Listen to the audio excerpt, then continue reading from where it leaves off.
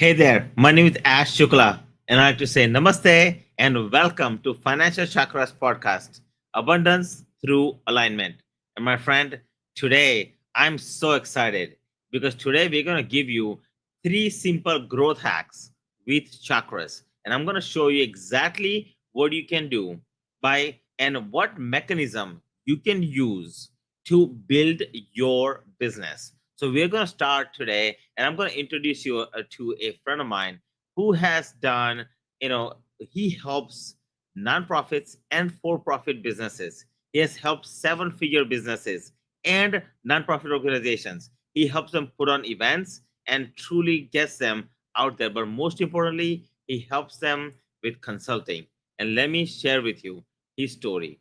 Okay, he is an amazing individual. He lives in California, and he is a aspiring individual where he wants to build a 10-figure business, 9-figure business, my friend, and he is ready to help you. And that's why I'm bringing him on, because he has a wealth of knowledge. I'm going to pick his brain. So let's get started. So I have here Donell Hill. Okay. Hey, Donell, welcome, my friend. How's it going, Ash? Excellent, my friend. I love your background, by the way. Oh, thank you, thank you, thank you. You're so welcome, my friend. Okay. Well, first of all, welcome to the podcast. I really appreciate you.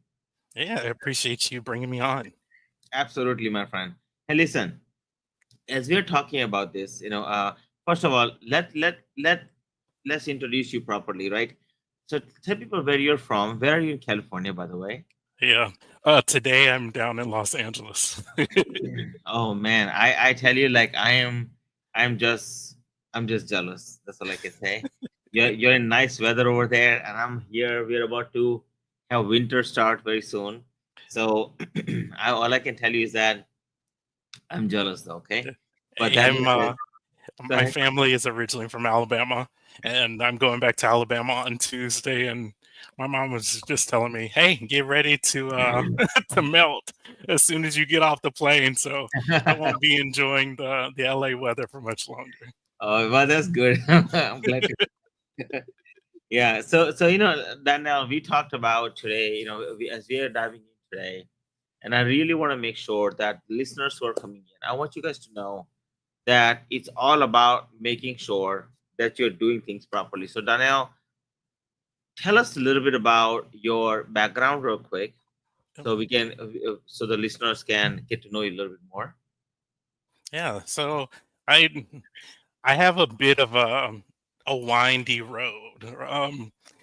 I have a degree in theater. I worked as a professional actor for a number of years, living in the San Francisco Bay Area, and trying to make a living as an actor was not sustainable. So I needed to find some additional jobs, and I became a certified personal trainer. I was a pole vaulter at Stanford, so athletics was kind of always in my blood, and um, I did that for a while, and then eventually I started working for a presentation skills company. And they originally brought me on as one of their office assistants, and then I got promoted and moved to their marketing manager, and then got promoted again and moved to their training manager. But what was interesting is I had no idea what professional coaching meant. I only knew kind of athletic coaching, and was attending some of the workshops at this company. And individuals would go into this room with one of our facilitators, and then they would come out and give their presentation, and all of a sudden this like new um, boat of confidence just kind of shine through as they were delivering their presentation. And I remember asking a couple of the facilitators, like, "What are you all doing in that room? Like, what are you what are you talking about? And how do I do that?" Um, so that's where I really got introduced to the coaching world, and then ended up um, working with one of my mentors there who was developing a cancer coaching certification program. And when I was in college, I wanted to be a doctor. I thought that was going to be uh, kind of my lot in life, and ended up getting into the program. And the week after I got into the program, my mom got her cancer diagnosis. So she is a 13-year survivor, and she was also my very first patient. And the first and realest and hardest conversation I ever had with my mom was, um, she was about to go into surgery, and she said, "What if I don't wake up?" And I just had to sit with that, like, yeah, that is a possibility. And I asked her, I said, "Well, how'd you know you were going to wake up today?" She said, "I didn't. I just assumed that I would." And I said, "Well, we'll assume that you'll wake up tomorrow, and then we'll figure it out." So I ended up working with cancer patients and their families for about another 4 years. And a lot of those conversations were focused on um, interpersonal dynamics. So how do you tell someone to leave me alone? How do you tell someone I need help? How do you like have a hard or an uncomfortable conversation when you have this cancer diagnosis kind of looming over your head? And then my personal training background really enhanced that, where I could work with individuals and say, "Hey, not only are we going to work on the emotional piece, we can work on the physical piece. I can help you design a regimen that's going to work for you, and then that'll be your wellness plan." So I started working with one of the medical directors at one of the cancer centers in the Bay Area. And she said, "I really appreciate what you're doing for my patients, but I need some help with my presentations. Can you help me?" So she brought me in to be her presentations coach, and then eventually her executive and leadership coach. And I started doing leadership development workshops for healthcare administrators and practitioners, and then eventually um, thought, "Hey, this is how I'm going to start my own business." Granted, I was 25 or 26 at that time, didn't really know a lick about running a business, but I was excited and I thought that was going to pave the way for me. So I said, "Hey, I'm going to go and build my business doing cancer coaching work and leadership development work," and flailed around for about a year and a half. And my ex it just said, "Hey, this isn't working. I think we need to find another plan." So ended up getting a contract at a tech company. They brought me on for 6 months. At the end of my contract, they ended up bringing me on full time. So I was doing internal training and enablement for a 10,000 person company. Eventually headed up their global marketing education program, then ended up moving over from marketing to sales and heading up their global sales onboarding program. And then in 2020, decided that I was going to go off and do my own thing again with more knowledge and a better plan. So I left my full time gig and I went back to do the second version of Life Maximizer. And so when I think about all of those experiences, they've really been focused on a couple of different things. They've been focused on, how do I help you communicate better and communicate effectively? How do I help you maintain your level of sanity and well being as you are leading a team, working with colleagues, building a business? And then how do I help you actually like put a system to it? So systematizing um, your work or your program, or helping you think about like the strategy behind the systems and infrastructure that need to be in your business, so that as you grow as an individual, or as your team grows, or as your company grows, you have the infrastructure in place to help it be sustainable, so that you're not growing and then all of a sudden everything collapses.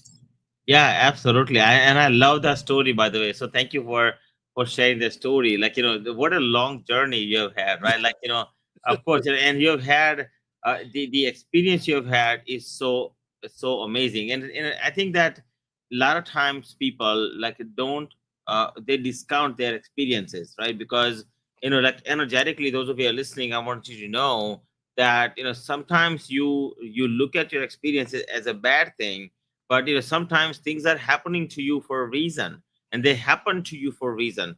Like internally, as you're working through situations, and you are growing internally, right, energetically, from your chakras point of view, you are at the point you might feel blocked, or you might feel, like stuck, or you might feel like you're not going anywhere. You feel like everything is going sideways, right?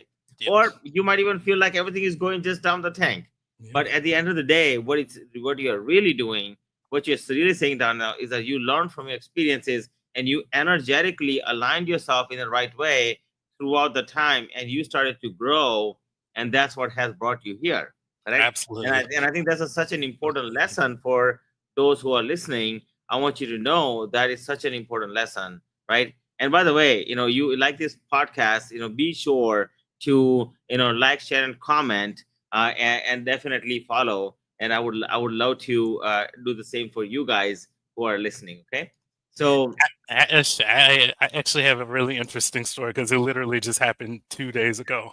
okay, So for the audience, I came across Ash maybe 7 or 8 years ago on LinkedIn, okay, and was like, oh, someone brings kind of energy work and chakra work to the business world. And at that point I was like deep in kind of spiritual development and spiritual work, and wanting to blend these different worlds together, and never had any kind of interaction with them.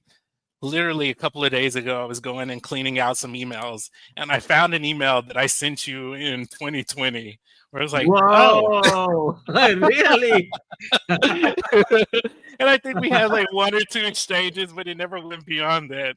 And now I've been Whoa, working with you for the past almost 8, 9, 10 months or so, maybe. yeah, 9, 10 months.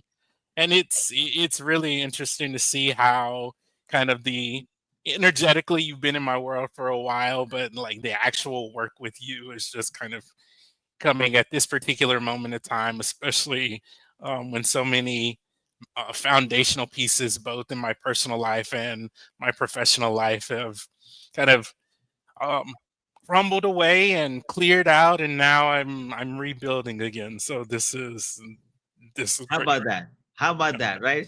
So sometimes at the right time, things just happen, right? And For sure. it's interesting because those who are trying to build their businesses, I want you to know the longevity is so important in business, right? And in any endeavor that you do. Like I remember, Danielle, back in 1994, when I started doing financial planning, I was a 21-year-old kid, okay? And I wasn't bad. I was pathetic, Danielle. Like, believe it or not, right? I had to blackmail my dad through my mom to get the first sale in the door. And you know what happened? Like, I would go to all these Indian uncles and all the local community. And at the time, there were not that many Indians. So what I ended up doing was I would pick up the yellow page and I would just make phone calls and say, "Hi, uncle. I think you go to this temple, and I think you know my dad. So I would love to come and see you." And literally there were two temples in the town, right? There were two temples, okay? So I oh, look at that. There were two temples in town, okay? But that being said, I was like, okay. So I would literally make those phone calls, and I would set all these appointments. Thank God most of them said no. In terms of, like, after my presentation, they did not buy from me, honestly. But you know what happened was, as time went on, people saw that longevity, I was sticking around, right? And to this day, people call me out of the blue and say, "Hey, Ash, I need some help," right? Even though I don't do financial planning anymore, but people come to me. And same thing probably happened to you. Like, look at this. You had an email in 2020 that I didn't know that I had sent you an email. Like, I'll be honest with you, right? I had Yeah. probably you came through in my world in some way, shape, or form, correct? Yep. Yeah, and here we are. And so I want you to know, those of you are really looking to build, right, energetically. Once you're aligned, the person who you are supposed to meet, right, person who is supposed to be with you, they will land in your corner automatically, right? So Daniel, first of all, thank you so much for for letting me know that. That's just interesting. I didn't know that fact at all, but I love that. Okay, so thank you for that. Yeah. So I want to let's start diving into the three simple growth hacks, right, that we have promised our Okay. listeners. And so when you talk about growth, right, what are let's give them first an overview. What are the three growth hacks?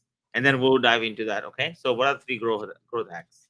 Yeah, when I'm working with people, I usually um, we're either focusing on like the growth of their program, so amplifying their program, getting more people um, connected to it, moving Yeah. people through it. So one of the examples is I recently worked with one of the regional centers here in California, and they support individuals with intellectual and developmental disabilities.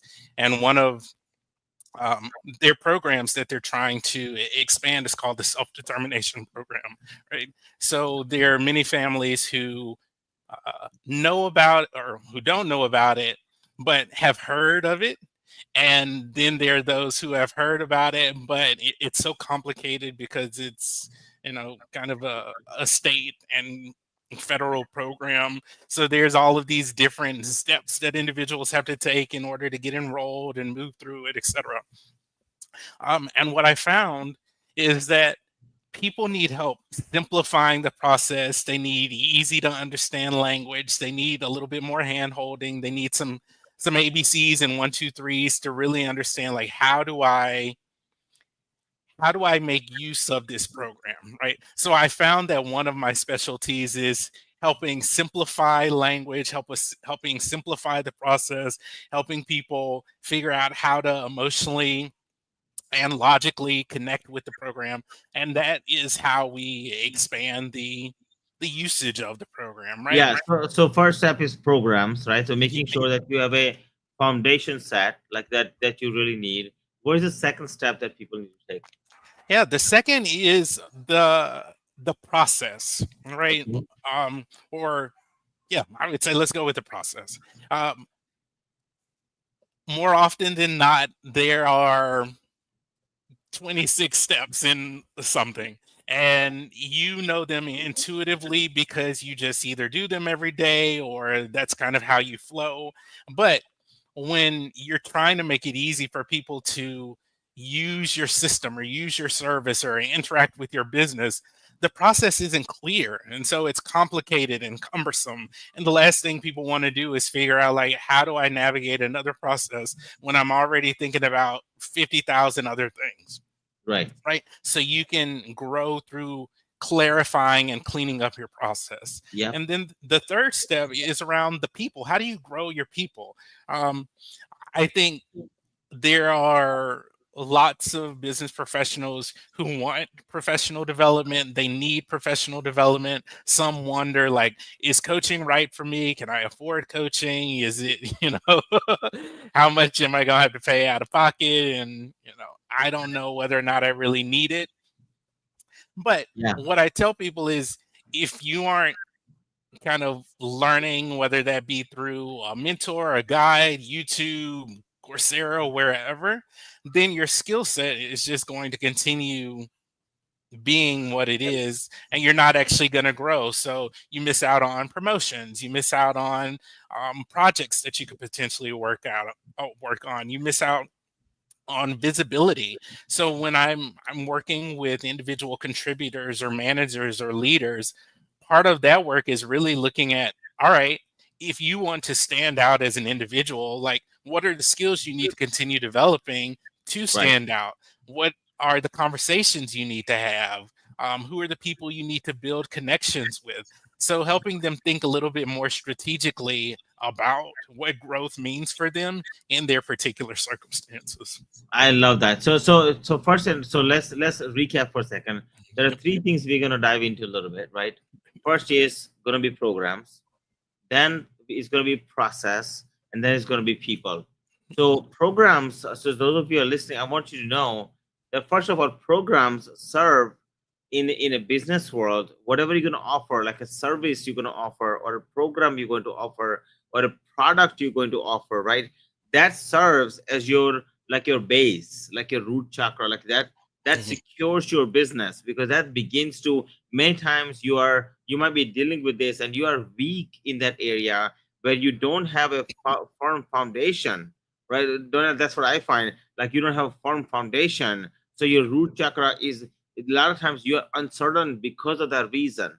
With your root chakra you have your fear, anxiety, uncertainty, and at the same time you also have, comfort, certainty, right, and stability are piece of foundation of your root chakra. And to really have that done, the first thing is you have to have a program. So let's talk about the program for a minute as to what does a program really look like for them and why do they need to build the program.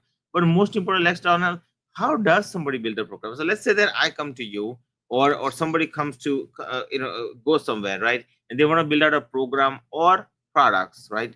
What are some of the things they need to think about to start the process of building a program and or a product? Yeah, I think it depends. So sometimes if people have a body of knowledge or an expertise and they want to build a program around that, I think there are a couple of different pieces, and I think in puzzles for better or for worse. So like right now I have this image of flipping over the puzzle box and the puzzle pieces going everywhere. So when you're thinking about a program, you need to be thinking about like, what is the information that I'm talking about? um, what is Are there processes? Are there tools? Like, are there frameworks? Do those things need to be built out? And if so, how do you build them out? I think the other piece is around who is the program for? And this is the piece that has been both a pain in my butt and also I see a pain in the butt of many entrepreneurs is I want it to be for everybody. And how do I help, this big population of people? And I really believe that our profitability is in very specific niches, right? And Mm. around and certain building solutions around very specific problems. So, for instance, me going around and telling people, hey, I have a leadership development course that I think could be great for you or your team is very different than, hey, do you tend to get cut off when you are sitting in a meeting by one of your colleagues or your managers and you don't know how to respond to that? They can say, yes, that is something that just happened to me 2 minutes ago. How can I talk to you? Right. So I think the specificity around who it's for or the specific problem is a really important part of building out the program. Uh, the third component would be like, what is what's the workflow of the program? So when someone starts, okay, where are they starting? What happens at the beginning? As someone moves from the beginning towards the middle, what are the components that need to be set up there? What's the process there? And then when somebody completes, what does the process look like? So that you're not having to second guess all the time. You're now really systematizing your program. And what I find is that sometime in the systematization of it, um, a lot of internal stuff comes up for people because we want it to be more precious than it actually is, versus saying, you know what, I know that Ash is going to go through the same things from A to Z as Donnie is going to go from A to Z, and then Karen's going to go from A to Z, right? And that can be one of those internal pieces that really has to happen simultaneously as you're building the external thing. So that's where I think a lot of your work and your NLP work um, is really supportive in terms of how do you help me get my mind right and not hold everything so tightly so that I can really think more objectively about my business and what I'm trying to do and the purpose of it. And then the final piece is really around having a clear outcome. So, yes, you have a program, but is the program to grow your business? Is your program to build your community? Is your program just intended to be this cool thing that you built because you wanted to create it and build it? Um, and when you can be clear about what the role of it is, then sometimes it helps make those other pieces easier to figure out. And I love that, right? So let's recap one more time. What are the three simple steps? So just in a brief moment, if you can just say that in like a one sentence, right? What are the three things you would ask them to do if they Okay. want to build out their program? if you want to build out your program, one, you need to have a clear outcome or clear goal. Two, um, you need to know who it's for or the specific problem that you're solving. And three, you need to know the pieces of it so that you can put those puzzle pieces together. So what is the outcome? If I'm understanding this correctly, from my understanding, right? Outcome is first. What outcome you want them to drive? What problem is solving for who, right? Mm-hmm. Second, you said that you have to look at the specific individuals, right? And more importantly, you said that it needs to make sense to them in a nutshell, right? So whatever you're developing, it has to be easy for them. It has to be simple for them. It has to make them feel comfortable. So remember, guys, we're talking about root chakra right now, right? So root chakra is so crucial in this case, is because comfort comes into play. So it is, yes, you are being uncomfortable because you're creating something, and the hardest part for hard entrepreneurs and business owners is to create something for others. Meaning you have to keep your clients in mind as to what are they going to accomplish. It's not about what you going to accomplish. It's about what are they going to accomplish by going through your program. So it's a dual-edged sword. Yes, you want to make sure that it benefits you, but more importantly, it has to be coming from a place of service. And I think that's an important piece. Would you agree with that, Donnell? No, I would. Yeah, right. Okay. So from that point of view, so let's say that somebody does this piece, right? They go through the process and build out a program. What are some of the top mistakes you see people making when they're building out their programs? They want to add too much because their expertise goes really deep. So it's like, hey, let me give you everything that I know and put it all in this one particular container.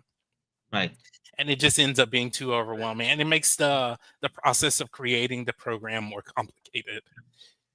I think the second piece is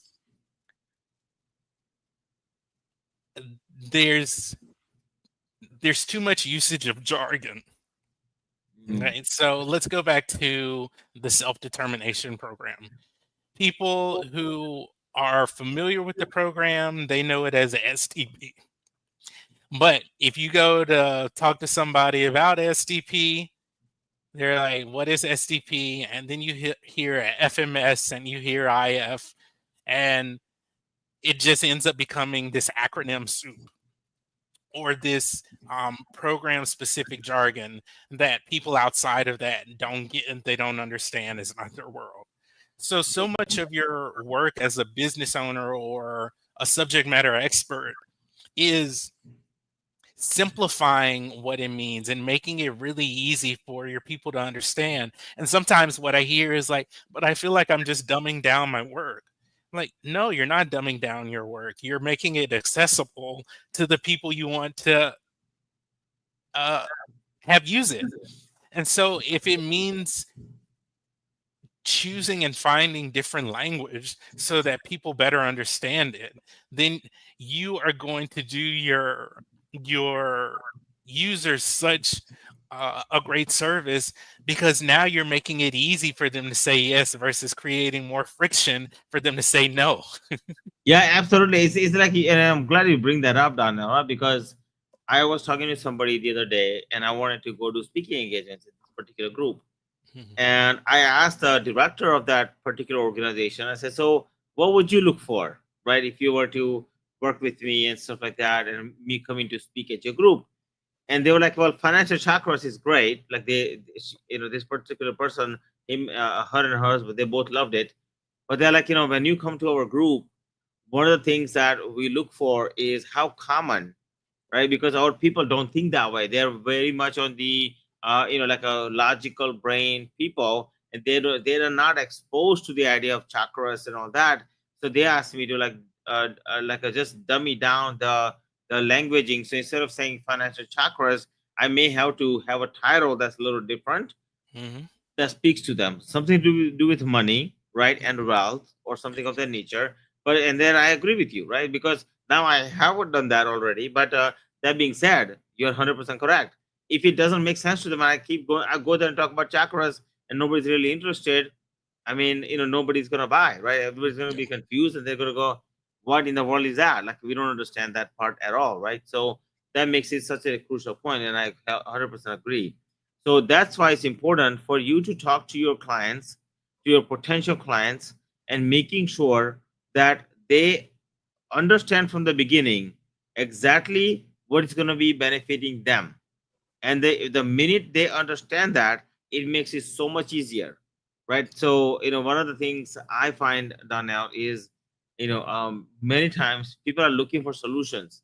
And today's world, as you are developing your program, I mean, I'm sure, Donnell, as you are talking about this as well, the faster you can get to the point Hmm. of what the program is going to do for them, meaning transformation is going to achieve, the better it's going to be, and the more secure they're going to feel, and the more likely they're going to come to you. So if you're having a hard time attracting clients, you're having a hard time getting them to come to you, and you feel like you're constantly chasing, right? And you're totally out of balance, internally you're totally out of balance, then my suggestion would be to take a pause, think about what you want to deliver, think about who you want to deliver it to, or who would actually be receptive to Hmm. what you want to deliver a lot easier, and think of the outcomes they're going to receive when you are doing this, and that will be the important piece. So Daniel, let's talk about the second piece of the puzzle we talked about. So first is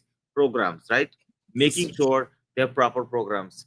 Now let's talk about the second piece, okay? Which is, you talked about. Yes, for second piece. So let's go to step number two. So what is the second growth hack that we can tell them about? Yep. So we were talking about the process as being The the process. second half. Okay. And I've been geeking out on this for the past couple of weeks because for the longest time, uh, I think in my own business owner, business growth journey, I know the importance of systems and, I hear people talk about systems and I also resisted building systems for a long time. But what I'm finding is that yes, it forces me to slow down or it forces my clients to slow down. But what is happening is we're putting the foundation in peace so that you can move faster. We're putting the foundation in peace so that as you grow, you have the infrastructure underneath. And so while it might be tedious, it is incredibly important. Um, and I think there are many entrepreneurs or business owners, and executive directors, both in the profit, for-profit, and nonprofit world, who have some systems in place or some processes in place, but the processes aren't really working the way they need them to. And I think there can be some fear around like, hey, if I have to slow down to clean up this process or change the process, and then it's gonna add more work, or it's gonna be a pain in the butt, or it's gonna um, create more chaos and problems. But I guarantee you, if your program grows, or your the number of people you hire grows, and you don't have that process and infrastructure in place, it's going to be a lot harder than it is for you to slow down and do it. So I really have to find that line of walking with people of like, okay, yes, let's build out the process, or let's identify what the process is, and I know that you need to keep the lights on and continue doing the same thing. So how do I help you go back and forth and walk that line? And it's been fun kind of doing that for myself and then helping others do that as well. I love that. So in the process section, when people are really developing the process, what are some of the things that they should be mindful of, right, in order for them to really build out a process that Mhm. is smooth and that gets to the end result that they want to drive? Yeah.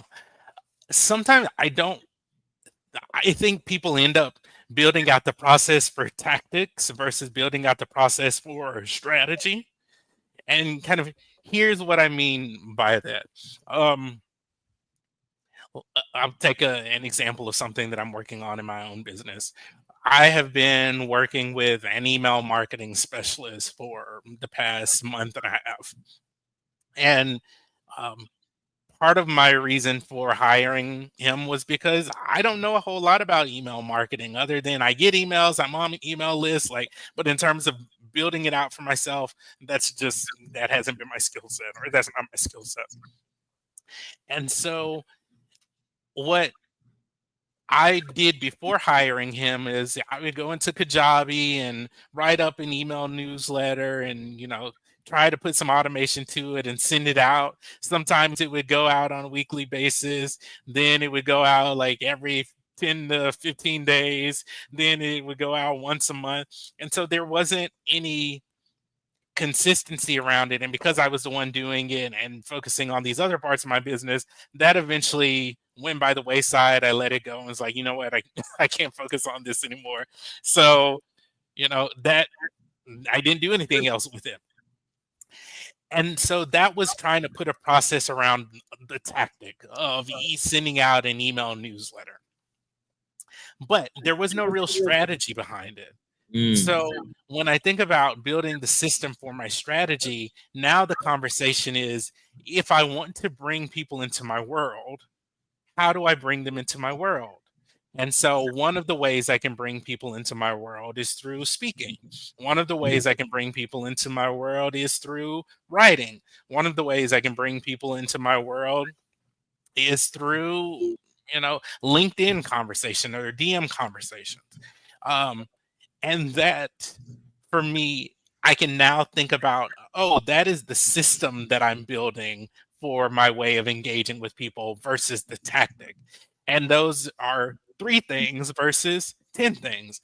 So now, how do I spend time putting a process around kind of my client attraction system? Can I hire someone to help me with the email marketing? Can I hire you and your team to help create a podcast platform for me, or to help me get on podcasts? Can I go and find someone to do DMs for me, right? And that then it takes the pressure off of me to try and do it all, but I have to slow down and think more about what am I trying to get to versus like what are just the 50 tasks on my to-do list that I need to complete. And, excuse me, can I create a system to help me with those tasks? It feels a lot less frantic than it did before. Yeah, absolutely, absolutely. So when it comes to these processes are concerned, what are some of the top mistakes that you see people making?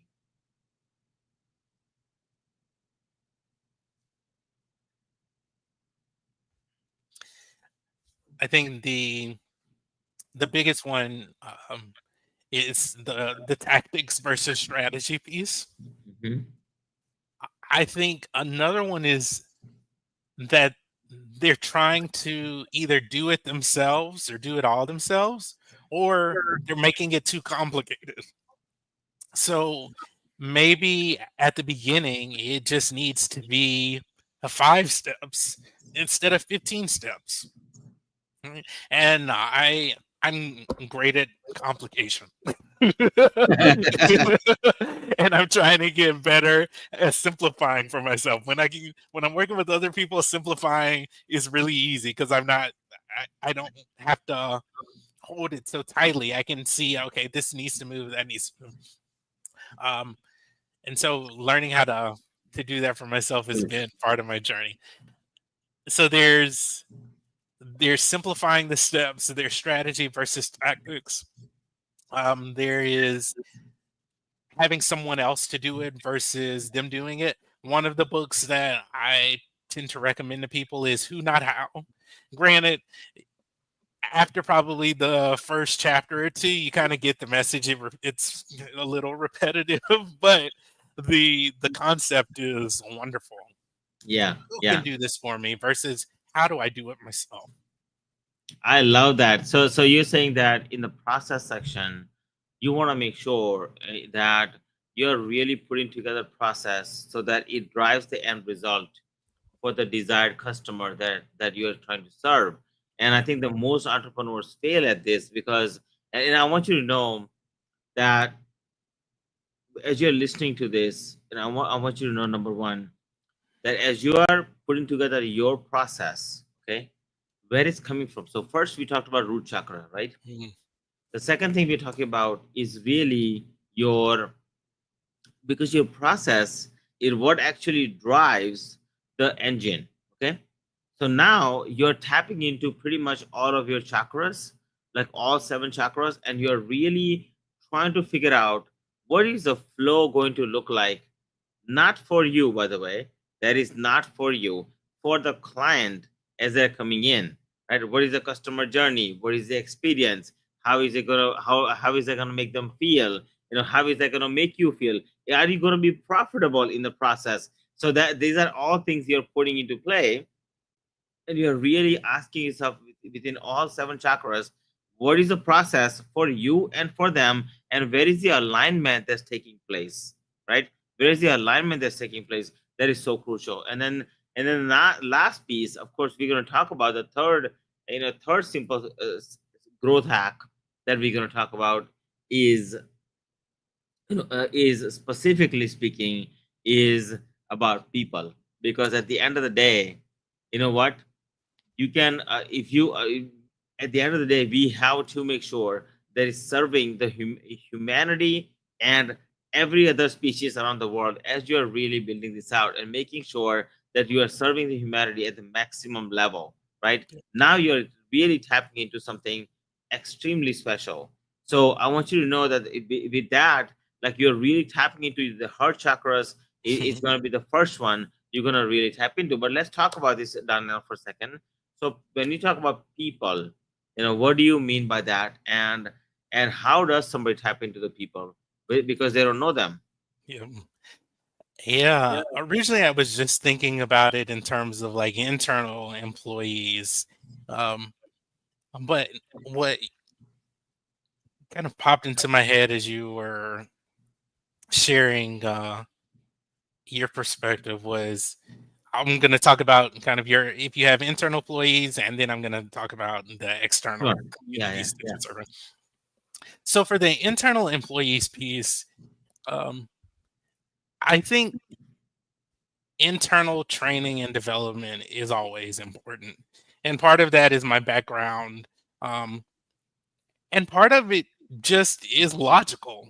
If your people don't know what they're doing, or they don't have the latest skills or tools or processes or knowledge, then they're going to be working so much harder than they have to, just to try and get their day to day done.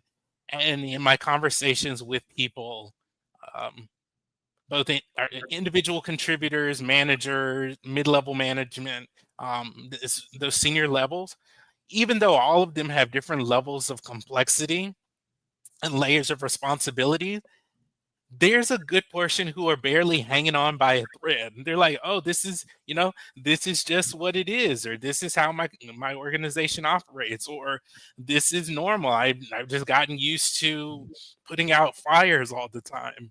And so my brain goes to kind of my nervous system educator, coaching work, um, personal trainer brain, because when I was an athlete, like, I couldn't practice every day. I couldn't train at um, max speed every day. We had to have days of rest in order to be optimal athletes. And the same is true for employees. And the more I see people kind of burning themselves out, and burnout being the norm, the more I'm just like, that's not going to end well emotionally, mentally, physically, spiritually. Like, it, there's no positive outcome out of that. Which is sad, because I know from that standpoint, people have to be ready to change when they're ready to change. I can't kind of force them to consider something different. But when I think about it in terms of um, effectiveness and communicating effectively, and your team um, working well together and optimally, people get that from a business standpoint. If they see that customer phone calls aren't going well, or is going down and their job is on the line, they're they're going to figure out a way to solve that problem. And from that standpoint, kind of the presentation skills training, the interpersonal communication training, the leadership development, executive coaching work, that that piece is great and it's beneficial, right? And I think you can do that through online training, hiring a coach, hiring an organization, hiring me, working with, any number of coaches. There are plenty of coaches. I think what has been kind of bubbling up in my head the past couple of days has been the internal employees that interact with the external world and the customers.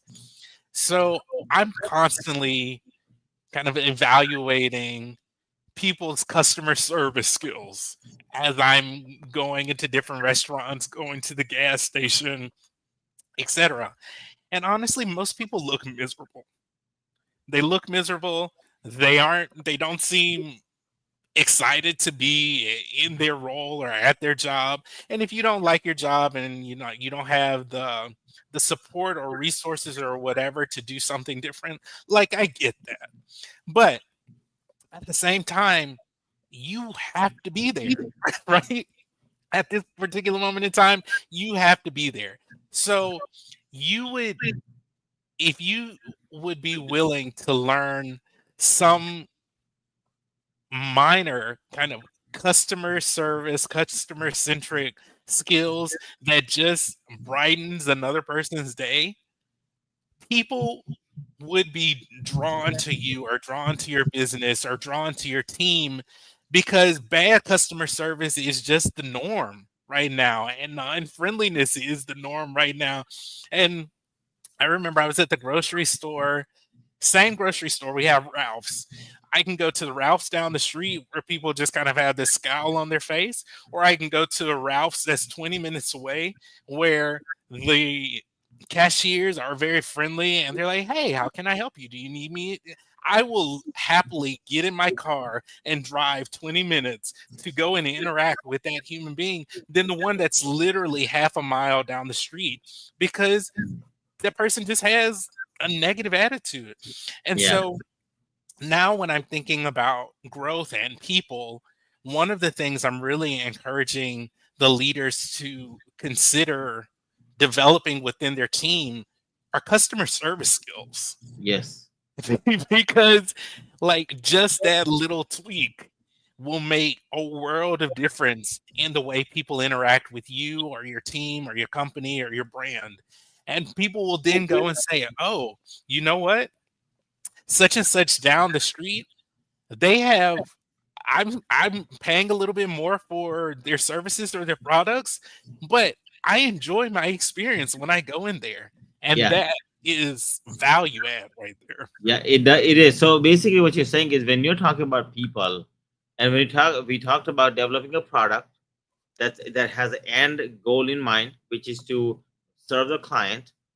Then we look at the process, and in the process section, you really have to align yourself and make sure that you're aligned with your clients, you're aligned with your people, and you're aligned with yourself in terms of making sure that everybody wins and making sure that it's a win-win-win situation.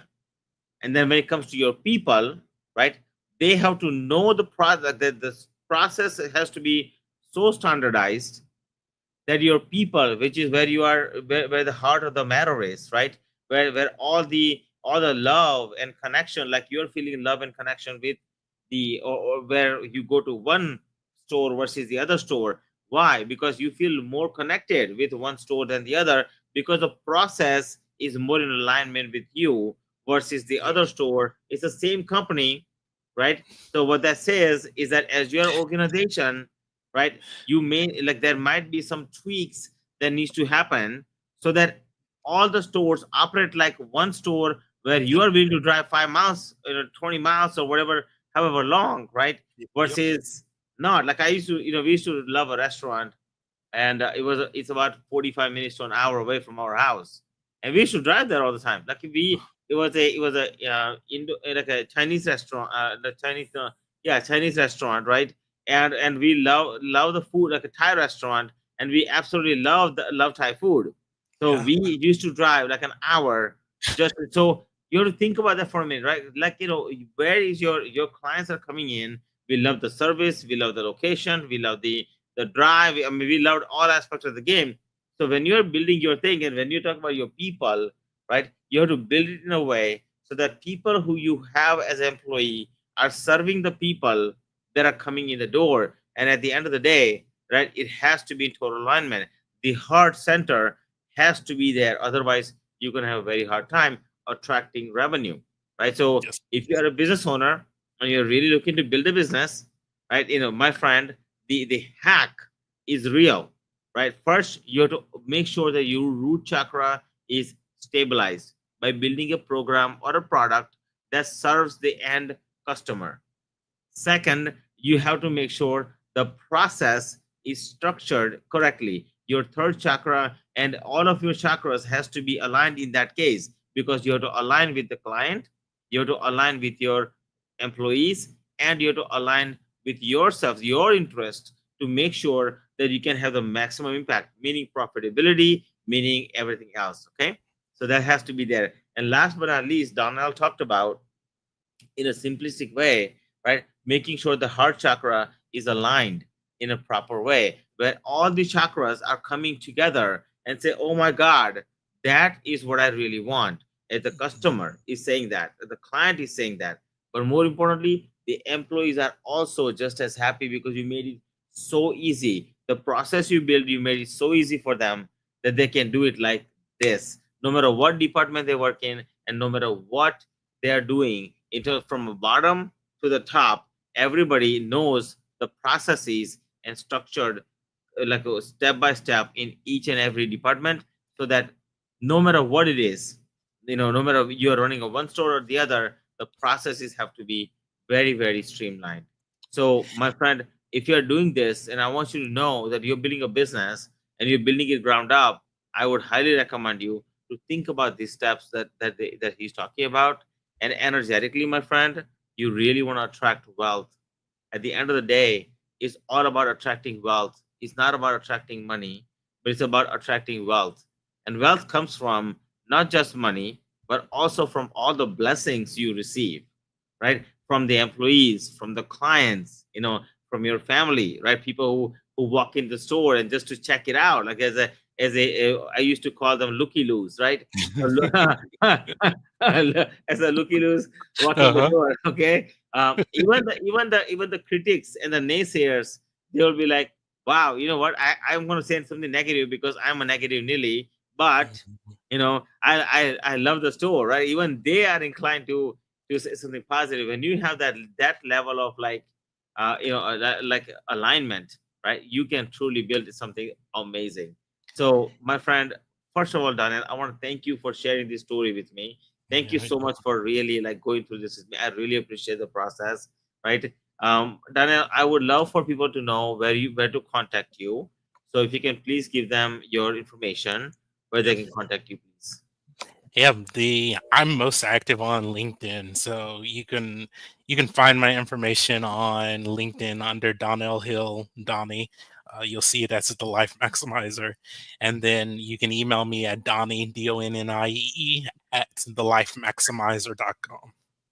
I love that. Okay, so Danny, thank you, Daniel. Thank you so much, my friend. I really appreciate you. And those of you who are listening, right? As you know, that I always offer you a special gift, right? You're listening to this podcast. I want you to know that you can go to financialchakras.com, and my friend, we are giving right now 30 days free trial for daily wealth manifestation, where I actually work on your inner beings and I help you create clear breakthroughs that are necessary, right? And most importantly, you're looking to build a business, be sure to visit my website and attend my 3-day event that's coming up in beginning of every month. I do that every single month, where we actually line up exactly how to build $1 million business and attract $1 million wealth. And I'm going to be doing that every single month, first Thursday, Friday, Saturday of the month. Okay. So I would love to have you. But now I please, please, please, right? You're watching this podcast. Make sure you visit Donnell's LinkedIn profile, Donnell Hill, called Donnie, all right, and at Life Maximizer. So Donnell, what's your email again, Donnell? Where can they email you? Donnie, Donnie at thelifemaximizer.com. Okay, Donnie at the lifemaximizer.com. Please make sure to send him an email regarding any developmental issues you have, anything that you want to build. He's a fantastic friend of mine, and more importantly, he has a lot of great knowledge about how to structure things and how to build things up. Okay, so with that, man, I want to say thank you so much for joining me today. I highly appreciate you, and I love you very, very much. Until next time, thank you for joining Financial Chakras podcast, Abundance Through Alignment. I really, really appreciate you. Danny, do you have any last words for them?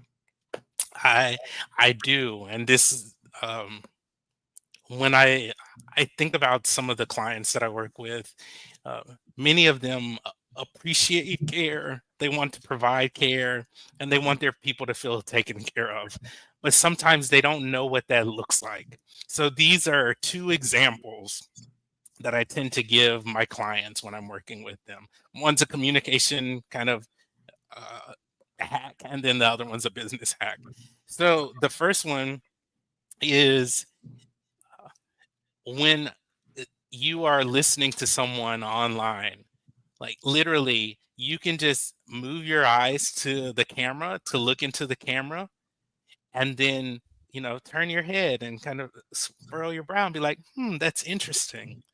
And you might not really be interested, but just the act of making that shift makes you look engaged, and it ends up engaging something in you because now you're having to engage in order to have your body do that thing, right? So that's a way that you can build connection with your customers, or build connection with your clients, or build connection with your colleagues. And the other one is care, and I'm really looking at how do you systematize care. And one of the things that I do at the beginning of my calls is I will ask someone, you know how's your day going, or tell me something that you enjoyed about the last week, or that you enjoyed over the weekend. And that, for me, when I think about making it a system, that's one of the steps in my system. It's like, I just want to know something interesting that happened for you. So it really doesn't have to be that complicated. And that is what I want to leave people with. Love and care are wonderful, and you can systematize it so that um, the people you're serving feel it, and so that you can also feel it and give it as well. I love that. So thank you so much for the last tip, guys. I thought that was the best tip I have ever heard. I love that. Like like that. I like that. So I'm gonna do that. Okay, Danny. So with that in mind, I want to say thank you so much for joining me today. Those of you are listening to me, I want to say thank you so much for joining. I love you guys very much, very, very much. My wish to the universe that may it give you all the health, wealth, and happiness that you deserve. And my friend, thank you for joining for Financial Chakras podcast, Abundance Through Alignment. Be sure to go here at the bottom and comment, share, and of course, like or follow, or whatever else that you like to do. Okay, but have some fun with this. I love you being here, and I just want to say I appreciate you and I love you very, very much. Until Oh, next time, namaste. I'll see you next time. Thank you. bye.